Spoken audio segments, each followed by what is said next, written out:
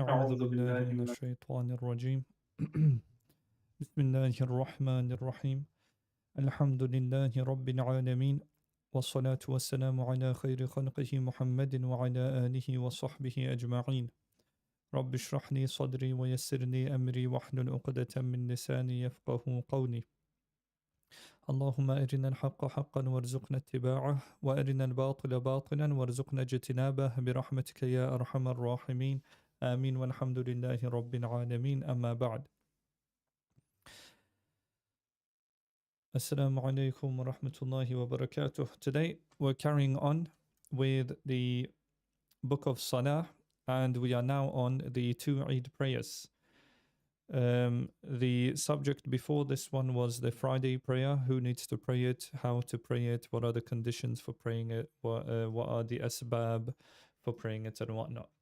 So the two Eid prayers are mandatory upon the one for whom the Friday prayer is mandatory. So whoever has to pray Jumu'ah also has to pray the Eid prayers. The Eid prayer is mandatory, so it's not obligatory. It's not a fard, it's a wajib. The Eid prayer is mandatory with the aforementioned conditions of the Friday prayer. The conditions are also the same, except the sermon, the khutbah, which is not a condition but a sunnah. So the khutbah in Friday is a condition. Friday is not valid without the khutbah, but for the Eid, it is a sunnah performed after the Eid prayer. So not before the salah, but after the salah. So the difference between Eid and Eid and Jumu'ah is the khutbah on Jumu'ah is a condition and it's before the salah. On Eid, it's not a condition, it's a sunnah and it's after the salah. It is recommended on the day of Eid al-Fitr so this is Eid al-Fitr is the one for Ramadan. It's not Eid al-Adha, it's not Qurbani, it's the Eid al-Fitr, the one we just had. To eat an odd number of sweet items, preferably dates if available. Use a toothstick, which is a miswak. Have a purificatory bath. Apply perfume. Dress one's best, even if it is not white clothes. Then set forth to the mosque walking. To pay Sadaqatul Fitr en route to the Eid prayer area and not utter the takbir aloud to the Salah. So while you're going to the Salah, you don't read the takbir out loud. You must manifest a happy mien and joy, increase in charity according to one's financial capacity, wake up quickly at the beginning or before the time of the Eid prayer and to hasten to the Eid prayer area. Fajr should be performed first in the local mosque. And then the last one is return home from the Eid prayer area by a different route. Now, the time of the Eid prayer. So what time is the Eid prayer prayed? Is from the point the sun is 1 spear's length, which is 12 spans of the hand above the horizon when it is bright, and it becomes permissible to perform nafila, supererogatory prayers, until the sun's zenith at midday. So after Fajr, if you remember, no salah is allowed to be prayed for about half an hour, 45 minutes after the sun has risen. So that's what it's explaining here, about 1 spear, 12 hand spans. Then that's when the prayers can be prayed. And also that's when the Eid prayer, if it's Eid, the time of it has started. So you can pray there immediately. So you can pray about 30 minutes, 45 minutes after Fajr ends. Or you can pray almost all the way up to Dhuhr, meaning the makruh time for Dhuhr was half an hour before Dhuhr, more or less. So you've got from the makruh time of Fajr ending to the makruh time of Dhuhr starting. If the sun moves from its zenith at midday, so if a Dhuhr enters, and the Eid prayer is being performed, it is nullified and becomes a nafila prayer. So you must pray Eid on time. like the Friday prayer upon the commencement of the prescribed time for Asr.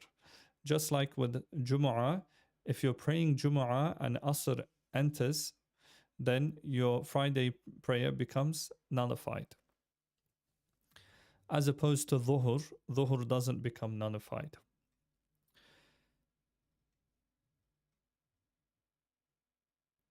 Now, so inshallah, we've understood all of this. The time is basically after Fajr up until Dhuhr, give or take half an hour from the beginning and the end. So that's why you have some masjids doing it at somewhere around 7 a.m. and you've got some doing it all the way until like 11 a.m. Now, the method for performing the Eid prayer. It is mandatory, wajib, to intend performing the Eid prayer in the heart and recommended to do so verbally. So in the Hanafi method, we always recommend to do your intention verbally. Why? Because this is better for ikhlas. So if you just have an intention with the heart, you might get distracted just before your takbir and then forget which salah you're about to pray. But if you say it out loud, this is even better. So that's why we recommend to do it verbally. Thereafter, one performs the following in the listed order. So you've made your intention. Obviously, you're going to follow the imam. You've made the intention that it's the salah of Eid al-Fitr, and you've said Allahu Akbar. So to utter the opening Allahu Akbar and recite the opening supplication, the thana, Subhanakallahumma wa bihamdik, to the end, it is mandatory to utter 3 additional Allahu Akbars, takbirs, raising the hands for each one, and then placing them by the side, remaining silent to the extent the followers utter Allahu Akbar. So we're talking for the Imam. He says Allahu Akbar, puts his hands to his side, and he waits long enough for the people behind him to do takbir, and then he goes Allahu Akbar again. So we don't wait for too long there. And then after the 3 Allahu Akbars, it doesn't say it here, but you fold your arms on the last one because there's qira'ah to be done. So the 2 Allahu Akbars, you leave your hands to your side. On the 3rd Allahu Akbar, you fold your hands because qira'at's about to start. So then the Imam recites the ta'awudh and basmala. So ta'awudh is A'udhu billahi minash shaytanir rajim, and basmala is Bismillahir Rahmanir Rahim, quietly, because Hanafis always do these 2 quietly anyways. And thereafter, the opening chapter of the Quran being Al-Fatiha, followed by another chapter. It is recommended to recite chapter 87. Let me have a quick look at chapter 87 in the Quran. I think it's Sabbih Hisma. Yeah, it's Surah Al-A'la. So it's Sabbih Hisma Rabbika Al-A'la. And then the second rakat would be chapter 88, which is Surah Al-Ghashiyah.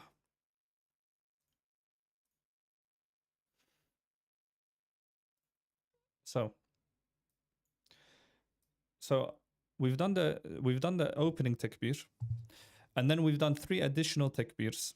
Then we've read Fatiha, we've read the surah, and now we go into ruku.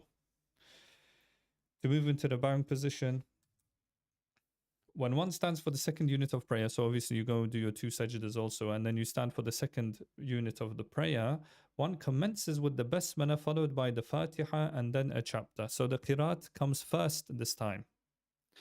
And then before you enter your ruku, the Imam and the followers utter 3 additional Allahu Akbars, raising the hands as they did in the first unit. This is preferable to uttering the 3 additional Allahu Akbars before recitation. So this is the better way to do it.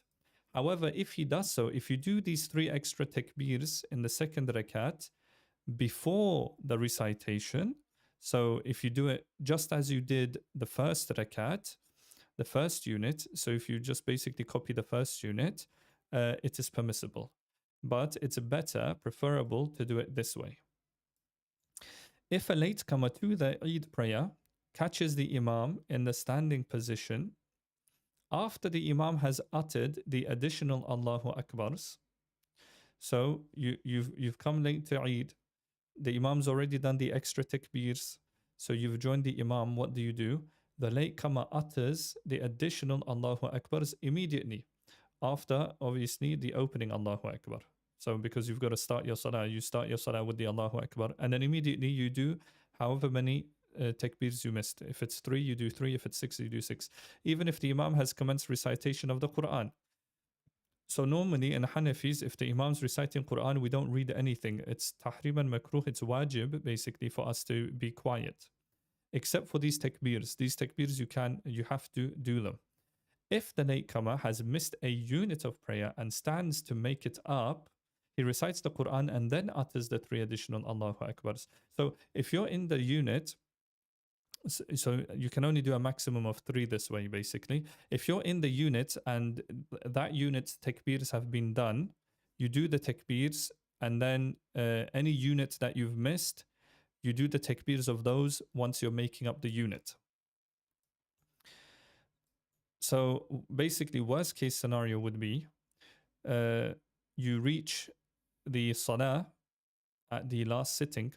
So you just get up and you basically pray Eid prayer as if you were behind the Imam with the extra takbirs. So 3 in the first unit, 3 in the second. Or what could happen is you reach the salah in the second unit, but the takbirs have already been done. So you would immediately do 3 takbirs. That's for the second unit. And then when you're making up your first unit, you do the first unit takbirs in the first unit. So the Imam delivers after the Eid prayer 2 sermons, 2 khutbahs after the prayer, which are a sunnah, and sits between the 2 khutbahs to the extent that 3 verses of the Quran may be recited. During the khutbah, he teaches rulings of Sadaqatul Fitr to the congregation and commences the khutbah with the takbir, the Allahu Akbar, La ilaha illallah, Allahu Akbar, wa lillahi alhamd. The first khutbah opens with 9 consecutive takbirs and the second with 7. He also pronounces a further 14 takbirs before descending from the pulpit. When the Imam ascends the pulpit, he does not sit at the beginning of the khutbah, as there is no call to the Eid prayer. Because the khutbah starts immediately, there's no point of him sitting down. If the congregation for the Eid prayer is missed, even if it became nullified after commencement, one does not perform it alone. You cannot pray Eid alone, just like Jum'ah. However, it is recommended to perform 4 units for the forenoon prayer, the duha. By agreement, so consensus that should be. Yes, so as a consensus, the Eid prayer may be performed at multiple locations within a city. So no one can deny this. There is a consensus upon this. However, the consensus is not upon what? Friday prayer. So there are those that say Friday prayer cannot be prayed in multiple locations within a city. But if you remember during the Jummah subject, we said that that was the, in the Hanafi madhab, that was the weaker opinion. And even if we were to take that weaker opinion, we can still say that it can be done. So there's a fatwa saying it can be done up to the extent necessary to get everyone able to pray, because not all the Muslims aren't going to fit in one mosque. So enough mosques can do it so that everyone fits. But then after that, you're not allowed to do it. But like we said, that's the weaker opinion, and we don't take that opinion. So for Hanafis, Friday prayer can be prayed in multiple mosques in the same city. The ruling of Eid al-Adha, sorry, I missed something here.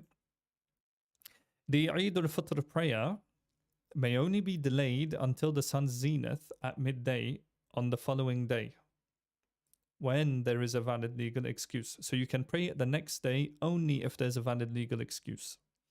For example, there is a heavy rain, the Imam did not arrive, got stuck in traffic, or the new moon was obscured by cloud cover and witnessed after the sun's zenith at midday, and so on. So if there is like a proper reason for not having Eid prayer on the first day, then you may pray it on the second day, not the third. The second day up until when? Again, the sun's zenith. The ruling of Eid al-Adha are the same as the aforementioned rulings of Eid al-Fitr. So Eid al-Adha is the same as Eid al-Fitr in their method, obligatory conditions, prescribed time, and recommended acts. So the recommended acts are the same except for one thing. What is that? However, for Eid al-Adha, four things. It is recommended to delay eating in the morning until after the Eid prayer. So this is for Eid al-Adha, even if one is not performing the ritual sacrifice. Why? Because normally what a person would do, you wouldn't have breakfast, you go to Eid, you do your Eid prayer, then when you come home, you slaughter the animal, and then you prepare it and cook it and eat it and obviously share it. So that's why you would delay your breakfast to your qurbani. Even if though you're not doing qurbani, you're not doing the sacrifice, then you should still delay your breakfast until after Eid. The takbir is uttered audibly en route and at the Eid prayer area. If you remember, for Eid al-Fitr, we said you don't say it out loud. For Eid al-Adha, so the Qurbani one, the one that's coming up now, you do say it out loud. During the khutbah, the rulings of ritual sacrifice and the takbir of tashriq are taught. So, because obviously you're not going to teach Sadaqatul Fitr during Eid al-Adha khutbah, what are you going to teach? You're going to teach the Qurbani. How to do it properly, because people are going to go home and do their sacrifice. And you also teach the takbir of tashriq, which are the takbirs which are wajib, obligatory to do after the salahs. The Eid al-Adha prayer may be delayed until the third day. So Eid al-Fitr was until the second day. Eid al-Adha, third day. Again with what? Without a valid excuse is valid but entails wrongdoing, isa. However, when there is a valid excuse, there is no wrongdoing. So Eid al-Adha is a bit more lenient, but still you shouldn't delay it unless there is a valid legal excuse. Now the takbir of tashriq, this is important, this is forgotten quite a bit.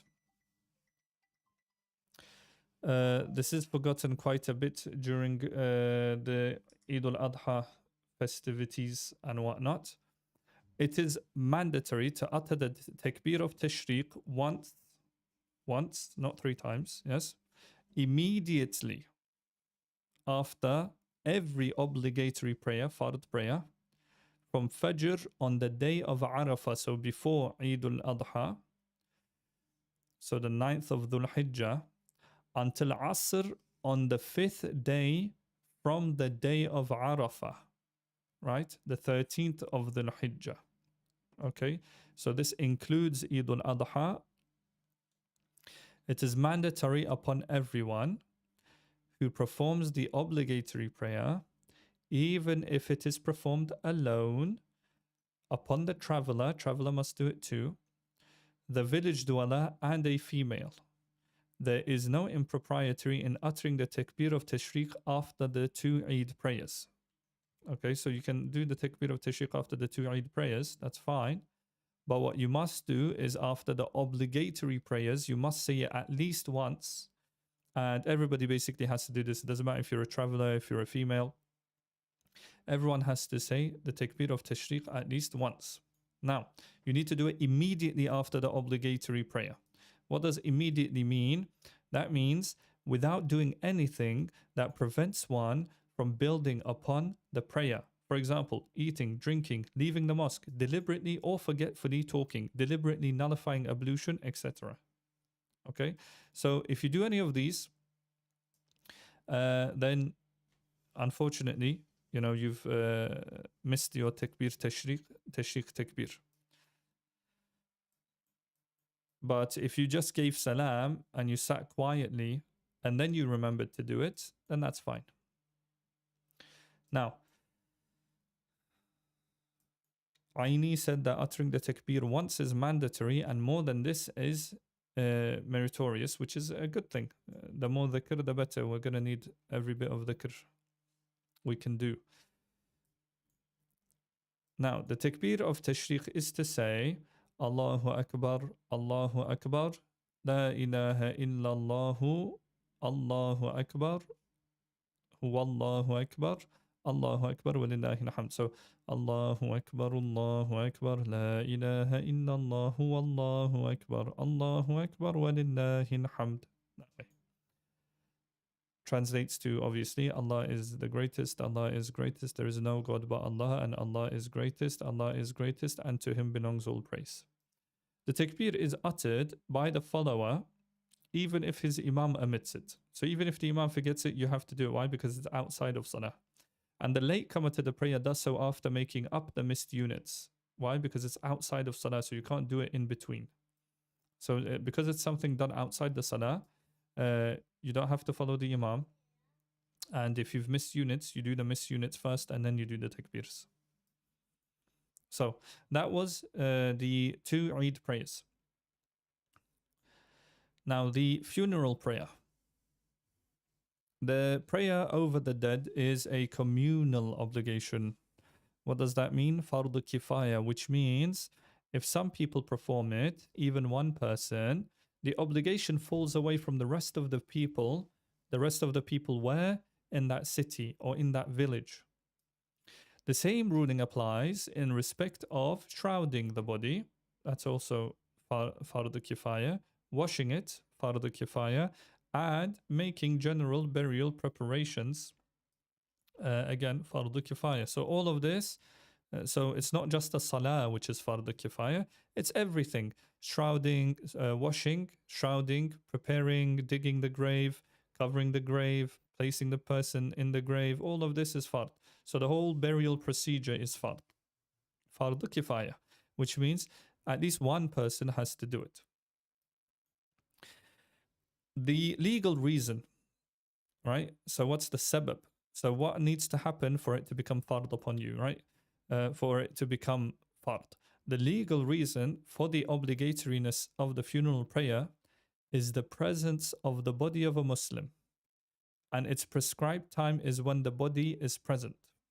So once a Muslim dies, yes, the body of a Muslim, is it present? It's present. So then immediately it becomes fard upon you. Also, the prescribed time, what time do we have to do the funeral prayer? Whenever the body is present. Hence why it is performed before the sunnahs of Maghrib. Right? So it's basically immediate. You have to do it immediately. Obviously, you can't do it before Dhuhr. Why? Because it's makruh time there. And so what you would do is you would pray Dhuhr first. Reason being is Dhuhr is fard also. So both of them are fard. But you'd pray Dhuhr first. The idea being is to get the whole jama'ah together. And then during Dhuhr, you announce that you're going to do a janazah so that there's more people there. Because if you did it before Dhuhr, well, one, it would be makruh time. But even if you did it before the fard, so you waited until Dhuhr entered and then you did it before the fard, there's not going to be many people there.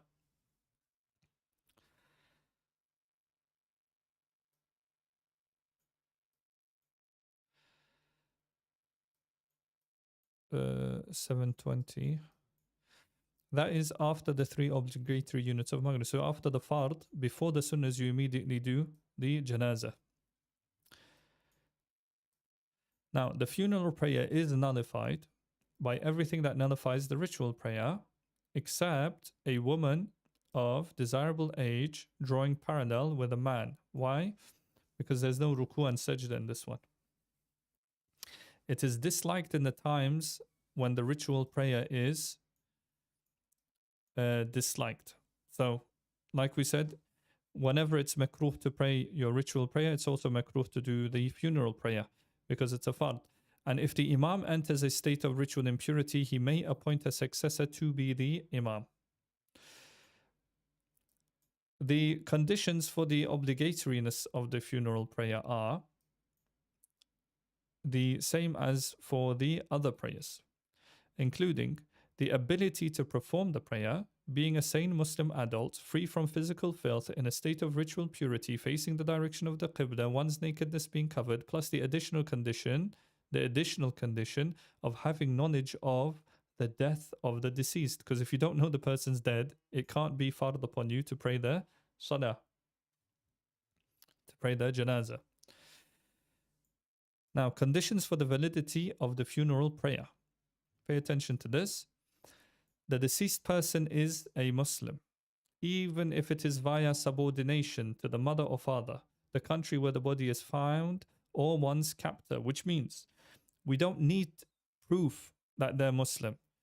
For us, it's enough to find the body in Muslim lands. If you find the body in Muslim lands, then you can assume they're a Muslim. Same as a child, for example, you don't need to start researching whether they're Muslim or not if their parents are Muslim. And also the same with like a captor, a prisoner, and whatnot. Now, the purity of the deceased's body is a condition until the time the grave is filled with earth. Thereafter, the funeral prayer is performed. So, until the grave is filled with earth, the body needs to be pure. So, if the body was not washed and the grave has not been filled with earth, the body is removed, washed, and then the funeral prayer is performed. However, if you cover it, you do not later dig up a body. So basically, the whole city has committed a sin, basically. Thereafter, the funeral prayer is performed over the grave without washing the body before the body disintegrates. Okay?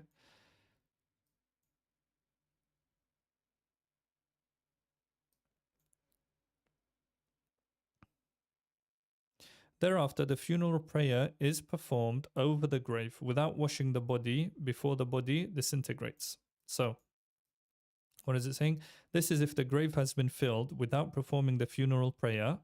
So if you filled the grave and you haven't done the funeral prayer, then as long as the body doesn't disintegrate, so it hasn't been a while, maybe, I don't know how everyone would forget, but let's say everybody suddenly forgot to do the janazah and they buried him, and then you realized, everyone realized that we didn't do the janazah, then you don't dig him up.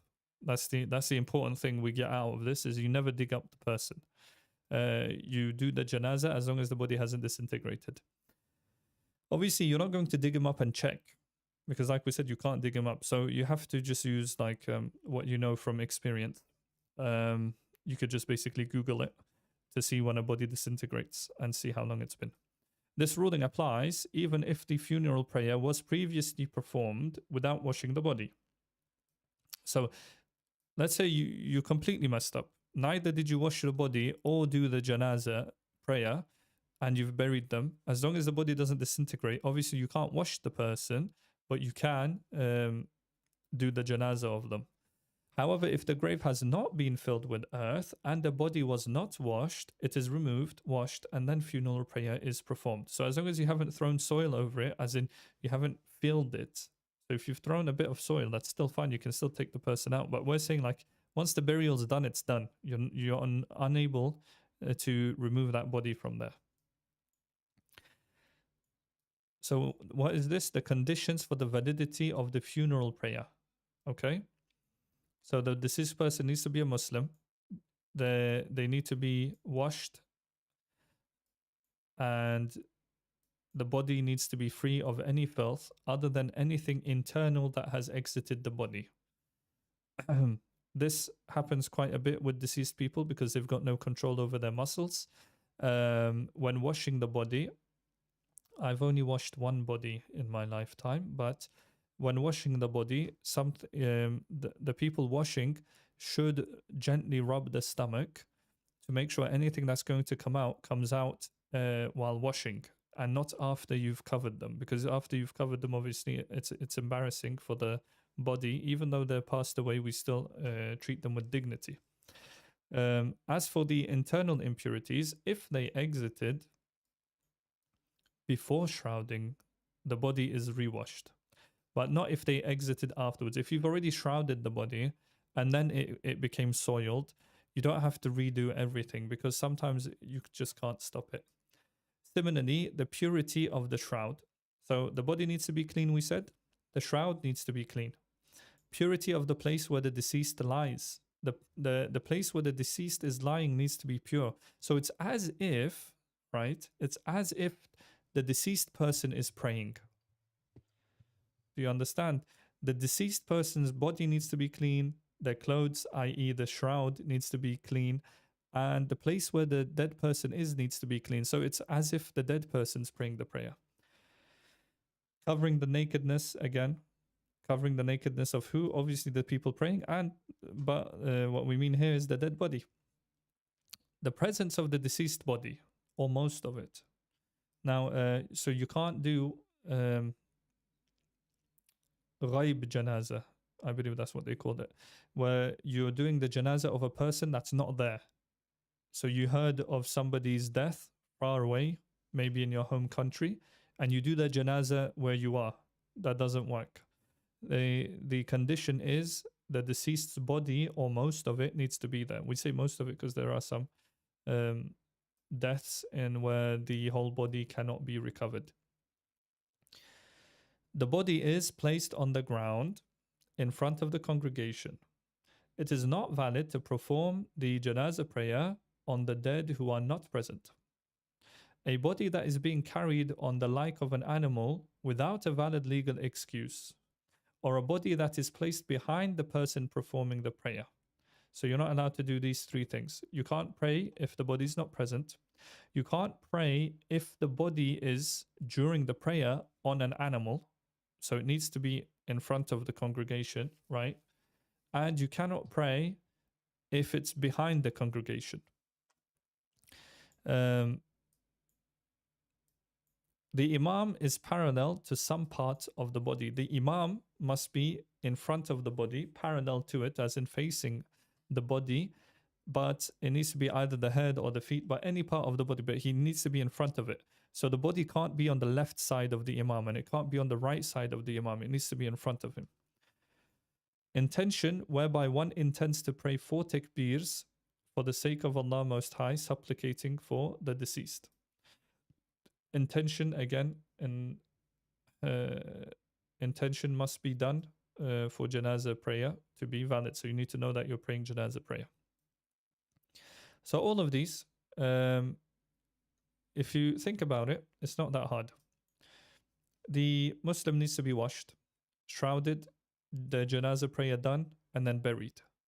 This is and it needs to be done in this order, right? If they're buried without any of these things being done, okay, as long as the soil hasn't been filled up, you can take them out of the grave. If the soil has been filled up, you're unable to wash them, but you can still do the janazah as long as not a lot of time has passed. So as long as the body hasn't disintegrated.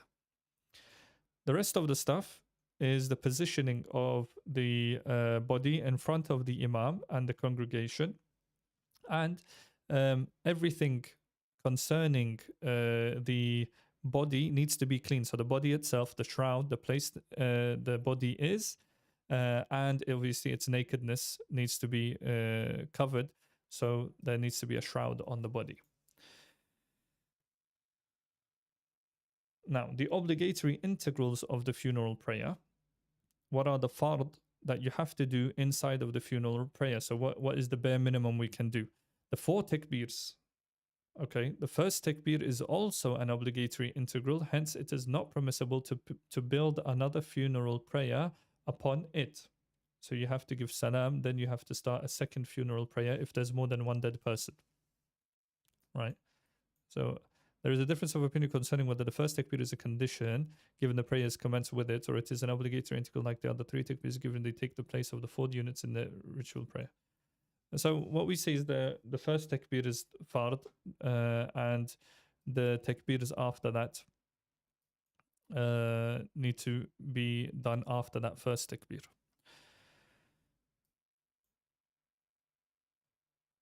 Standing, so you need to do the funeral prayer. What? So you need to do 4 takbirs in total. Okay. You need to be standing. And it is not permissible to perform the funeral prayer sitting or riding without a valid legal excuse. You need to do the dua, okay? You need to do a dua. But the imam assumes this obligation from the follower if the follower has a valid legal excuse. For example, the latecomer performs the takbirs consecutively without a supplication out of fear that the body is raised onto the shoulders.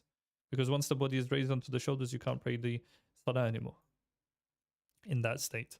If the body is raised in the hands and has not been raised onto the shoulders, the takbirs are not terminated. However, if the body was carried in the hands from the offset, as mentioned earlier, the prayer is not valid except with a valid legal excuse. If for some reason these people are not carrying the body on the shoulders, but they're just carrying it with their hands, then for them to pick it up with their hands would mean that the salah is over. But if they normally carry the body on their shoulders, but they've only carried it with that, picked it up with their hands, you can finish your salah. But if once they put it onto the shoulders, you're too late. So what is it saying here? It's saying 4 takbirs, standing and dua. That's all that's necessary. That's the obligatory, the fard integrals of the funeral prayer. Okay, there's 4 takbirs. You need to be standing and you need to do a dua. Okay. So what are the sunnahs? The imam is to stand parallel to the chest of the deceased person. What was the condition? Parallel to any part of the body. What's the sunnah? To the chest.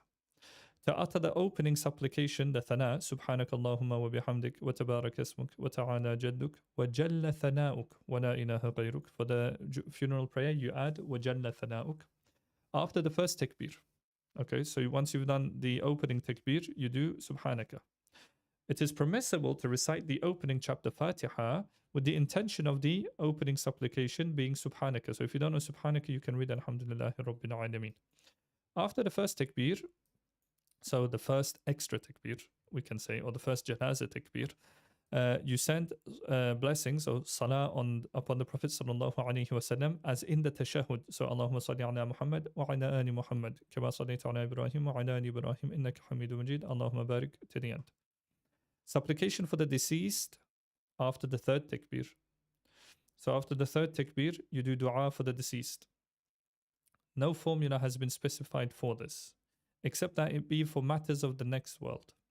However, it is better to supplicate using that which is narrated in the Quran and Sunnah. So there is a dua narrated. However, as long as you say Allahumma ghfir lahu or Allahumma rahamhu or something similar, or if it's a lady, instead of saying who, you say ha. So all of these du'as will be accepted. So this is the supplication for the deceased after the third takbir. One makes the closing salams after the fourth takbir. Okay, so there is a salam, right? The 2 salams after the fourth takbir without making a supplication after the takbir. But, so the fourth takbir, salam. Nothing in between. But it is good to say the following after the fourth takbir. رَبَّنَا آتِنَا فِي الدُّنْيَا حَسَنَةً وَفِي الْآخِرَةِ حَسَنَةً وَقِنَا عَذَابَ النَّارِ. But it's better if you say the fourth takbir, you say رَبَّنَا آتِنَا فِي الدُّنْيا حَسَنَةً وَفِي الْآخِرَةِ حَسَنَةً وَقِنَا عَذَابَ النَّارِ. And then you give salam. With the closing salams, he intends to address the deceased person and the congregation. So who are we giving salam to? The deceased person and the congregation. The closing salams are uttered quietly by the imam and the takbirs are uttered audibly. The hands are not raised except at the first takbir. And the Quran and the tashahhud are not recited in the funeral prayer. Okay, so this is where we get into the parts which confuse people.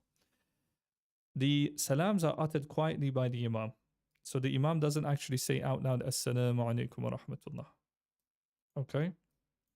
The imam and the congregation recite the formula prescribed after the first, the practice in our time is that the closing salams are also uttered audibly. However, the imam and the congregation recite the formula prescribed after the first 3 takbirs quietly. So in our times, because people are just going to get confused, they're never going to finish their salah if the imam doesn't say salam out loud. What we do is we say salam out loud. But normally, if everybody would study, jurisprudence, and everyone knew what was happening, the closing salams are uttered quietly by the imam, and the takbirs are uttered audibly.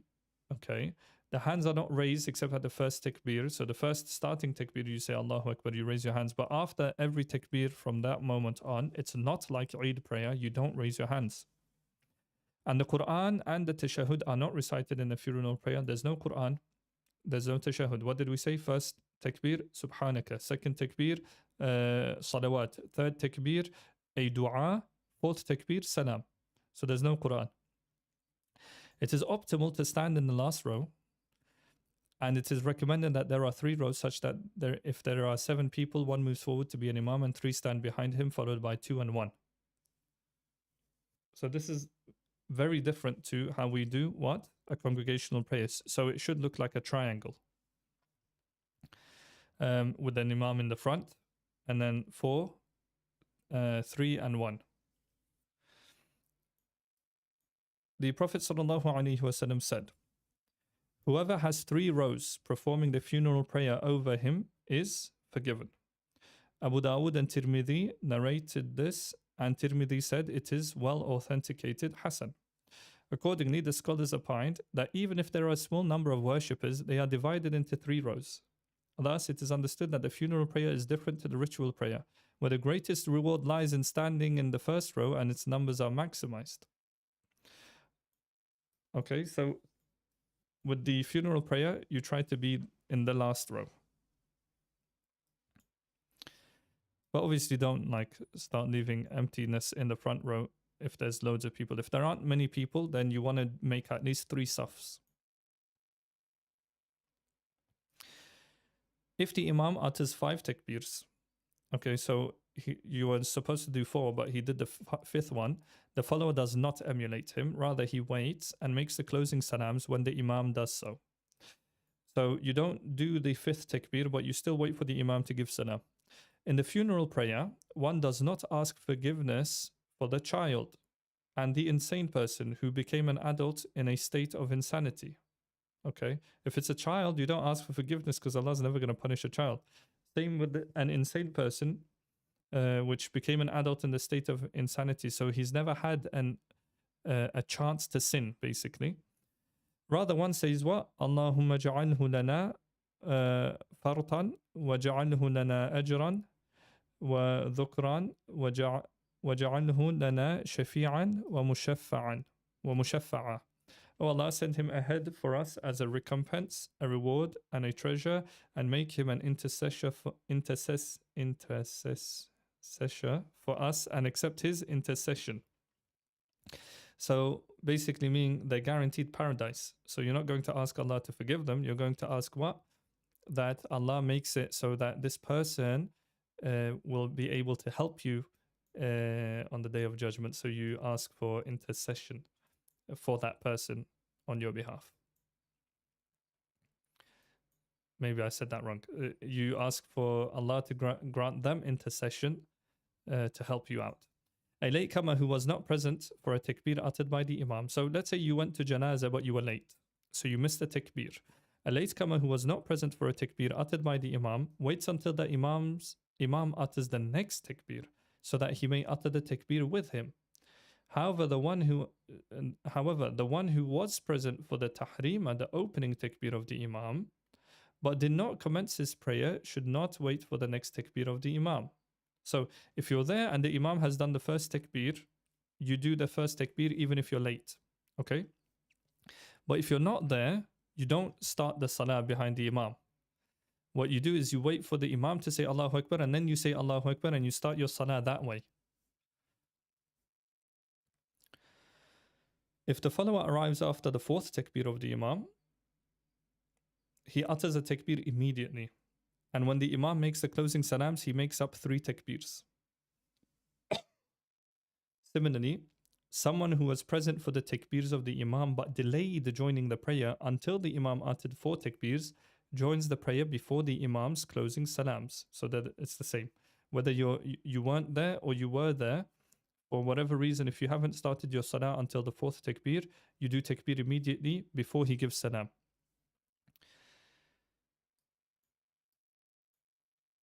And where can we stop? Okay, we'll carry on and finish this. So who should lead the prayer? The Sultan has the greatest right to lead the funeral prayer, then his deputy, and then the district judge.